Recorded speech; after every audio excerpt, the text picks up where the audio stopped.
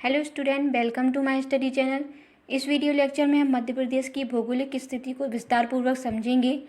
तो सबसे पहले जानते हैं कि मध्य प्रदेश जो है भूवैज्ञानिक दृष्टि से प्राचीनतम गोंडवाना लैंड का भाग है। कौन से लैंड का भाग है? गोंडवाना लैंड का भाग है। और यह जो है पूर्ण रूप से भू अवस्थित राज्य है, क्योंकि ये चारों तरफ से जो है राज्यों से घिरा हुआ है। तो ये भू अवस्थित राज्य है। यहाँ से जो है 14 जिलों से कर्क रेखा गुजरती है। मध्य प्रदेश के मध्य से जो है कर्क रेखा गुजरती है। और जिले कौन कौन से हैं? उज्जैन, रतलाम, आगरमालवा, राजगढ़, भोपाल, विदिशा, रायसेन, सागर, दमोह, जबलपुर, कटनी, उमरिया, शहडोल, अनूपपुर। यहाँ से जो है कर्क रेखा गुजरती है। तो आपको ये पॉइंट भी ध्यान में रखना है। इस टाइप से भी क्वेश्चन पूछे जा सकते हैं कि कौन से जिसमें से कर्क रेखा गुजरती है। अब यहाँ आगे पॉइंट है, प्रदेश का भोपाल संभाग ऐसा एकमात्र संभाग है जिसके 5 जिलों से जो है कर्क रेखा गुजरती है। विभाजित मध्य प्रदेश की स्थिति 21/6 से 26 सेल्सियस 30 उत्तरी अक्षांश तथा 74 सेल्सियस 9 से 82 सेल्सियस 48 पूर्वी देशांतर है। तो ये देशांतर अक्षांश देशांतर रेखाएं इसकी इस तरह विभाजित हैं। तो आपको ये पॉइंट भी ध्यान में रखना है।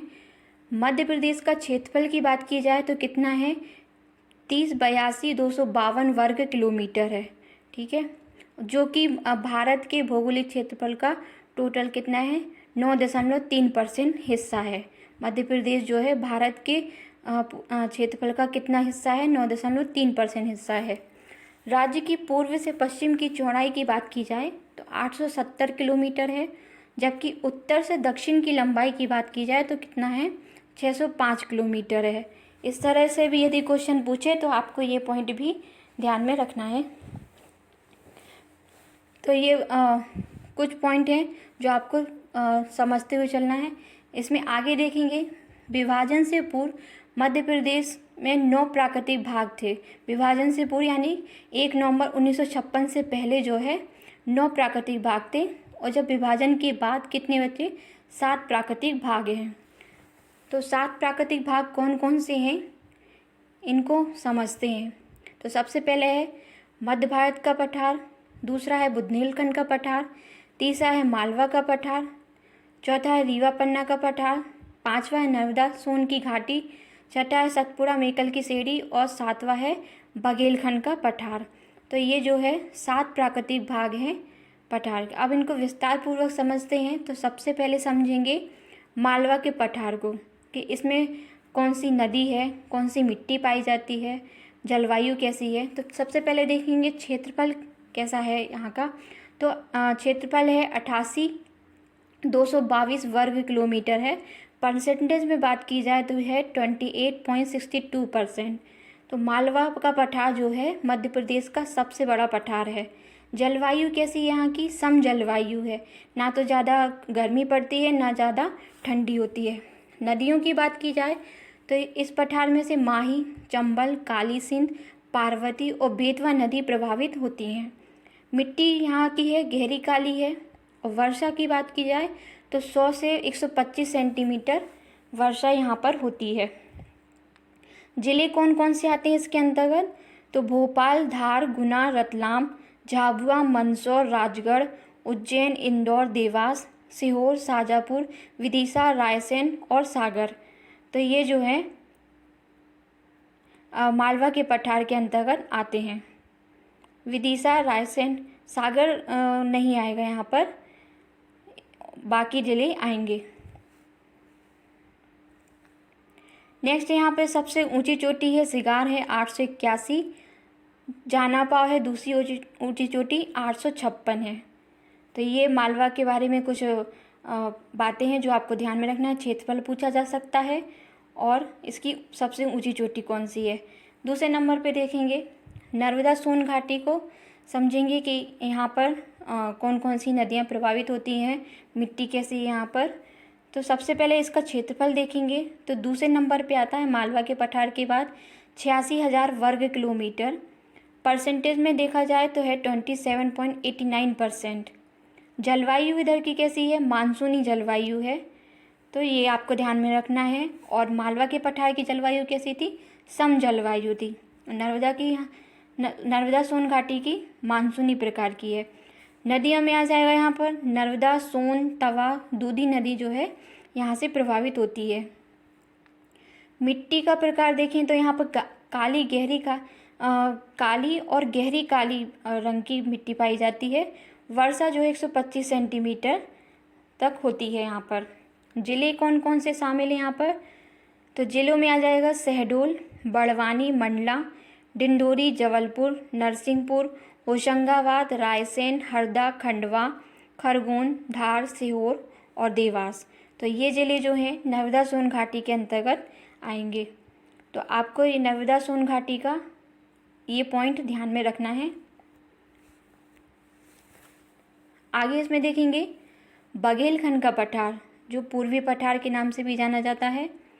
तो सबसे पहले क्षेत्रफल की बात करते हैं। तो इसका है क्षेत्रफल 21,577 वर्ग किलोमीटर और परसेंटेज में देखा जाए तो 7% है।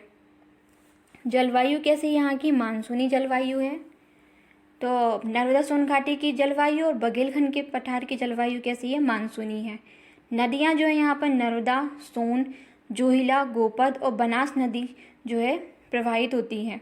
मिट्टी का प्रकार कैसा है यहाँ पर? लाल है, पीली, बालुई और दोमट मिट्टी पाई जाती है यहाँ पर।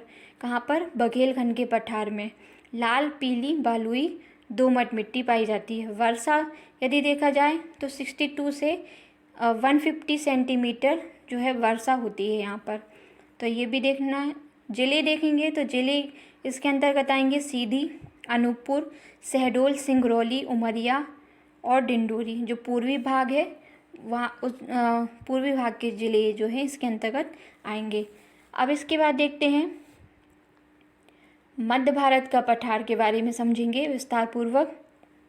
तो सबसे पहले यहाँ पर समझेंगे इसके क्षेत्रफल के बारे में। क्षेत्रफल है 32,896 वर्ग किलोमीटर है।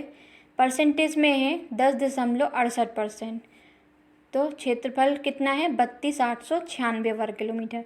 जलवायु कैसी यहाँ की? महाद्वीपीय है। नदियाँ कौन कौन सी प्रभावित होती हैं? चंबल, सिंध, कुंवारी, पार्वती और क्रूनो नदी जो है यहाँ से प्रभावित होती है। नेक्स्ट पॉइंट देखेंगे यहाँ की मिट्टी कैसी है? जलोढ़ है। वर्षा होती है यहाँ पे 25 से 75 सेंटीमीटर जो है यहाँ पर वर्षा होती है। जिले इसके अंतर्गत आएंगे भिंड, मुरैना, शिवपुर, ग्वालियर। शिवपुर आएगा यहाँ पर, ग्वालियर, शिवपुरी, गुना, नीमच व मंदसौर का ऊपरी भाग, यानी जो उत्तर का भाग है वो मध्य भारत पठार के अंतर्गत आएगा। जो जिले हैं उत्तर के वो जो है मध्य भारत पठार के अंतर्गत आएंगे। नेक्स्ट इसमें पठार देखेंगे सतपुड़ा, मेकल, सेरी। सतपुड़ा, मेकल, सेरी के बारे में पढ़ेंगे।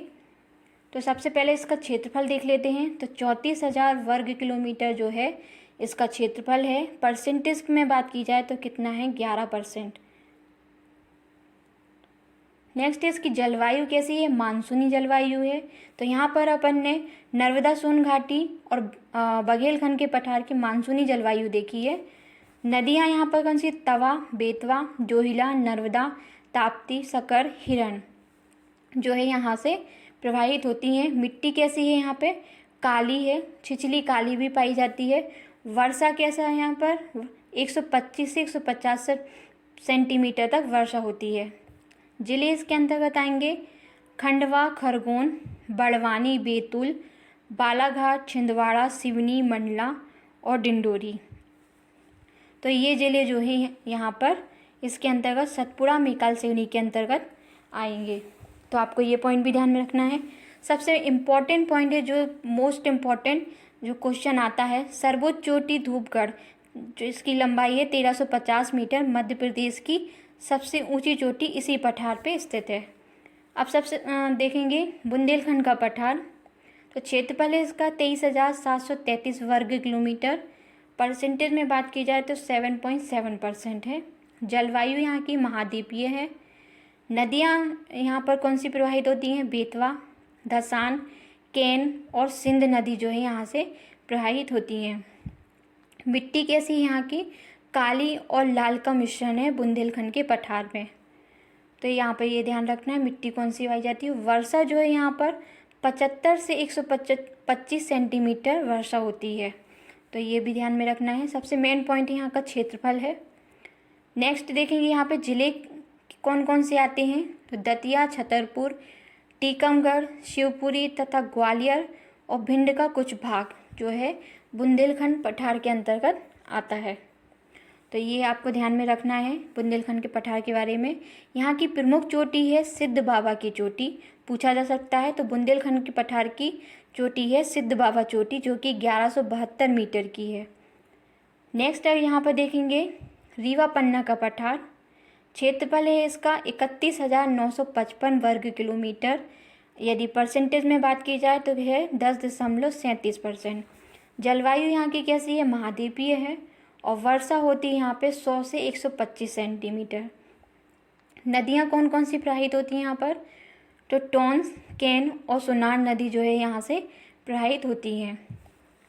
मिट्टी यहाँ की है बालुई, दोमट, लाल पीली मिट्टी है। और ज़िले जो है यहाँ पे कौन कौन से लगते हैं, रीवा, सतना, पन्ना व दमोह तथा सागर जिले का कुछ भाग यहाँ पर रीवा पन्ना के पठार में लगता है। तो ये जो है अपन ने अभी डिटेल में पढ़ा है। यदि आप मैप में देखेंगे तो आपको और अच्छे से स्थिति समझ में आएगी कि कौन सा पठार कहाँ पर स्थित है। तो आप मैप को ध्यानपूर्वक पढ़िएगा। यदि आपको वीडियो पसंद आता है तो please like, share and subscribe ज़रूर कीजिएगा। मैं आपके लिए इसी तरह के वीडियो